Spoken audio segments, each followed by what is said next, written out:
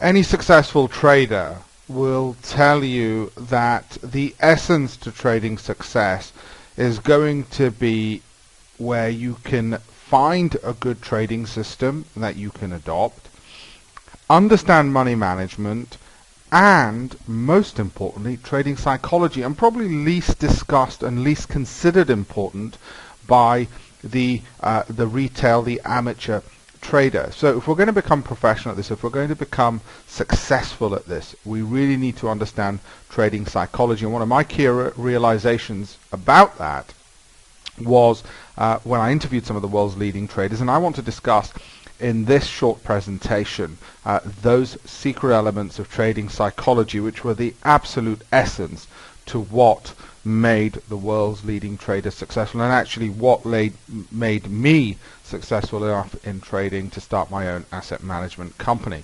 So let me progress with that. I interviewed some of the world's leading traders. When I decided I wanted to trade full-time for myself, I thought I'd better meet some of the world's greatest traders, and I interviewed them for a book published by the Financial Times called The Mind of a Trader. And in this book, individuals such as the chairman of the Chicago Board of Trade, the world's largest exchange, were good enough to critically acclaim the book and praise its strategies and methodology. So I want you to know what the source of information I'm giving you is. It's not just generic blurb. This is based on detailed first-hand interviews with the world's leading traders, and then verified as to the quality of the information given by people such as Pat Arbor. So, as I say, the quality of the information and data then led me on to produce content which was, well, outshone Harry Potter for a while, though they didn't turn my book into a movie. And I talk about trading psychology, amongst other things, on various media channels, as you can see there, which is why, as I say, it's the trading psychology which allows me to be ranked in places such as the Financial Times as the #1 forecaster. So, what is it? Well, let me give you one element. Jesse Livermore once said via a book called Reminiscences of a Stock Operator, after spending many years in Wall Street and after making and losing millions of dollars, I want to tell you this. It never was my thinking that made big money for me. It was always my sitting. Got that? Sitting tight. Sitting tight, you might think he's talking about having a system which tells him when to get in and out. Actually, he's talking a lot more about psychology.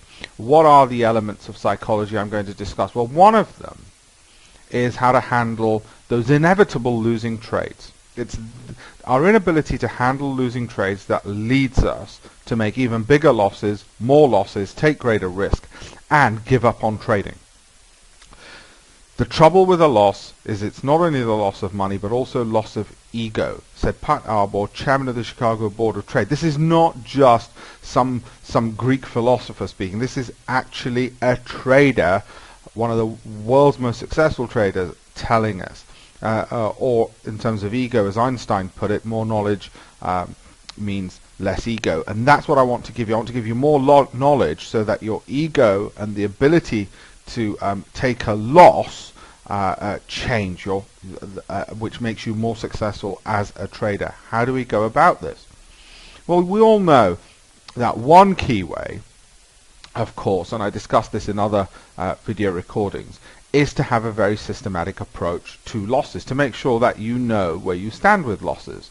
I often say you should only lose the most 2% on any one trade, 2% of your overall trading capital. As I said, money management I talk about in a separate discussion, but that's one particular way. You have this rule, you will preserve your profits, you will not lose more than 2%, and you will stick to that rule.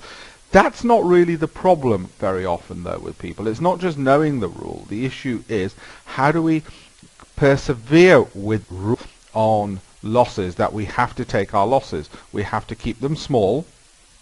That's the first. So 2% of your overall capital, we have to keep them small and love our small losses, but also ensuring that we do follow through with that. How do we ensure we do have that miserly mentality so that it comes naturally to us? How do we go about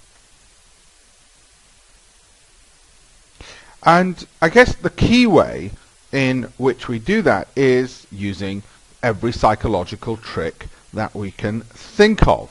What are those psychological tricks? Well, let me just tell you one. First of all, the leading traders of the world told me, learn to love your small losses. Well, what does that mean? If we understand, as Einstein put it, if we have more knowledge, then we'll have less of an ego. If we understand that losses are inevitable, but if we keep them small because we have something like the 2% rule, so that we're never going to lose more than 2% of our capital, then we can learn to love them because we now know, well, that's just part and parcel of the system. I've kept them small. So we change our entire perspective. Our perspective isn't, oh God, I had another loss, I had another loss. Our perspective becomes, great, I had a small loss, so I'm doing something right. I've enforced my discipline. This is good. I don't like it. It's painful, but it's good that I've done it. It's a bit like going to the gym. I don't like it. I don't enjoy it, but I know it's good. I've got another session out of the way. This image, by the way, for those who haven't seen my videos on money management, this image shows of one of the world's leading traders, Bill Lipschutz, former global head of foreign exchange at Salomon Brothers when Warren Buffett was the chairman at that organization, who I interviewed, by the way, for my book. So this is first-hand performance records of him and of his hedge fund. The number of months on the vertical axis, and the percentage of losses that they had in any of those months. So 0 to 1% losses, 0 to 1% losses was on about 42 months. So you can see, but what you also see very clearly is those losses were relatively small. Those losses, as you can see, whilst there were lots of them, at 0 to 1, so there were lots, as you can see, they were relatively small because there was 0 to 1%. And in actual fact, there were no heartbreaking losses around 20% or 10% or 9% or 8% and so on. So they'd learnt to love their small losses. They were doing something right. The psychology and the perspective of everything was, hey, we've got a small loss, that's great. Our system's going to have losses, we kept it small, we did what was right. Psychologists will talk to you about framing and about perspective. That's all these top traders did. They knew about these things which are so often ignored and neglected by other traders because everyone thinks, oh, it's just about a system. I want my system always to be right, never to have any losses. It's just idiotic to think that. Well, the important thing is that those losses must be small. If you look at it, and this is one of the world's leading traders, they know their losses are going to be inevitable, but they kept them small and that perspective. This is in actual fact what happens to most traders.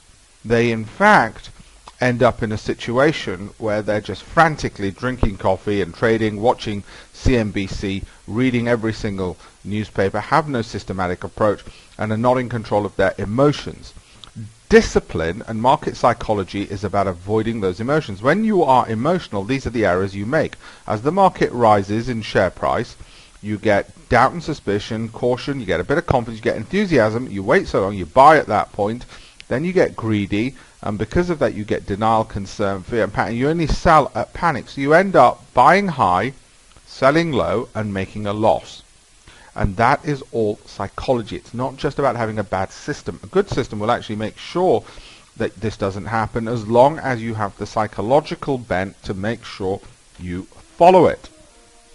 And probably the thing that I liken the most this to, and it occurred to me, is the similarity between the world's top traders that I met and interviewed and psychology of great athletes. For athletes, and feel free to pause this at any time and look at this, and with all of these top traders, they had certain characteristics in common.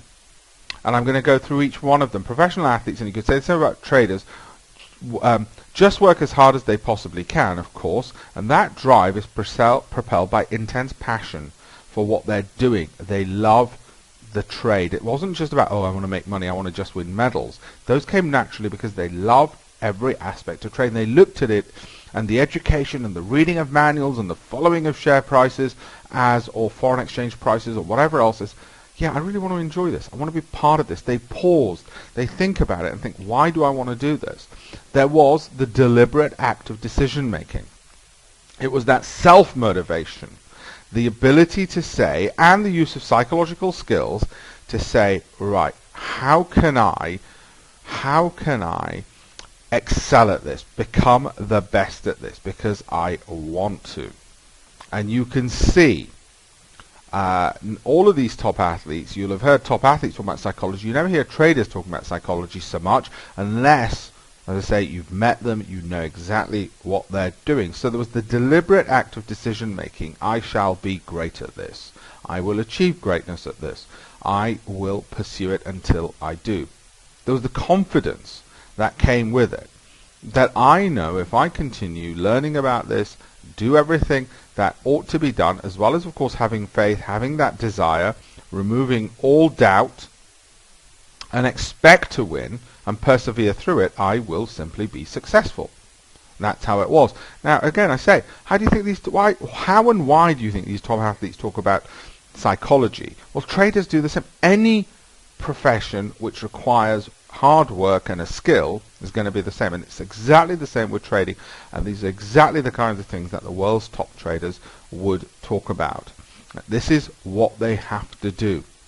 There was also a great degree of calmness. People think the markets are just, oh, it must be really emotional. Have you noticed how calm athletes are before a major Olympic bout or a tennis match or a fight? It was the same with trading. There wasn't the, whoa, yeah, I've made loads of money, and all of that with trading. There was actually a way of managing stress and staying cool under pressure. And they knew there'd be sources of stress, such as losses, but they also knew to learn to love their small losses and have a plan to handle those losses. Make sure they had a money management rule and a system. That's what allowed them to be calm. They knew then, in perspective, of course I'm going to get injuries or losses, but those will come and those will go. And that calmness allowed them to think clearly, allowed them to execute their plan with discipline. The effects of stress on performance was, and they knew this was the other reason they had to be calm, was they knew it would be physically damaging, emotionally and psychologically, and would lead to things like choking when it came to trading, and poor decision making when it came to trading, as well as in athletics. So the same mentality that the world's leading traders would talk about, I will remain calm because I know that's the only way I can make money. It wasn't just the system. I know the psychology is important for me to make money. The focus, they knew the end goal, and everything else didn't matter. So they knew I have to learn the techniques that I'm being taught. I know, or as one of the best ones, don't quit, suffer now, and live the rest of your life as a champion, as Muhammad Ali put it. And that focus was essential, that concentration. It wasn't, oh, there's an easy shortcut, I'll just copy this. That was just the starting point. And all of that led them then to continue to spend their time focusing internally, not just in front of a computer screen when they were trading, or an athlete, not just on a football pitch, but getting that emotional strength to ensure that they could be in control of their emotions, that passion remained. It's not just that you're just how many hours you spend on the football pitch or the tennis court or in front of the computer trading, but it's how do you get that emotional strength, just putting your mind to it, thinking about it. How will I stay enthusiastic about this, because I know what the end goal is, and I know there'll be some small losses, and I will overcome them. And one of the ways in which to do that was just to isolate, to actually take time out. I know as a trader I look to do that as well. And of course, if you don't do what you're supposed to do, then definitely be hypercritical of your standards. And the reason to be hypercritical of those standards is because you know what the goals are, and you can't just say, oh, well, it doesn't matter. You know what you've got to do, otherwise you're just wasting time. Otherwise, actually repeat mistakes. You won't learn it in one go. So you didn't keep up with your stop loss. You didn't exit when you should have done. You didn't do the homework. You didn't read the manual properly. Keep on repeating it until you learn the lesson. Turn every negative into a positive. Ignore consensus sounds obvious. We always talk about that in terms of the market, but in actual fact, ignoring consensus just meant you're going to do this, you know what the right way is, you've been taught it, make sure you do it that way. That's what ignoring consensus is. And always thinking ahead, plotting and scheming. Well, you've got the latest technology, you've got an algorithm system, whatever it is, you're going to plot how to get ahead, how to win in the markets, because you know what the end goal and the end result will be, that you will succeed based on all the things that I mentioned, not just what athletes do, but what top traders do. So that you are then left, and feel free to pause on this last slide, you are left with all the elements of success we always hear in every other aspect of life, but we forget in trading, this is the case as well. It's absolutely the case as well. We need all of these things in order to succeed. Feel free to print the screen even, grab it and print it. It is exactly the same issue. It is not going to be, oh, I just did this and, oh, bang, look at that. The cash machine just kept on ringing. It is going to take the same levels of skill and self-analysis, so that with the psychology you are focused, you persevere, you're determined, you take the time to learn, you take the critical analysis in isolation to say, right, how do I remain enthusiastic? What are the benefits of me taking small losses? What are the benefits of me pursuing this? And visualize that end goal of joining the community of traders and being successful and working from wherever you wish. That is why it's worth it, and it's exactly the same parallels in sport, and that's why I wanted to give you that analogy.